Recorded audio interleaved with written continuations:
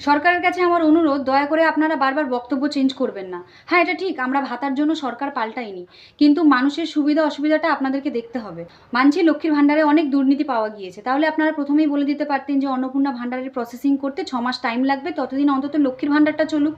আপনারা প্রথমে কি বললেন, 12 পাতার ফর্ম ফিল আপ করুন। ঠিক আছে, মানুষ 12 পাতার ফর্ম ফিল আপ করলো, এত এত জেরক্স করে সেগুলো ভিড়ের মধ্যে রোদের মধ্যে লাইন দিয়ে ফিল আপ করলো, জমা দিল। তারপরে বললেন যে না, অনলাইন করতে হবে। ঠিক আছে, মানুষ আবার লাইন দিয়ে টাকা খরচা করে অনলাইন করলো।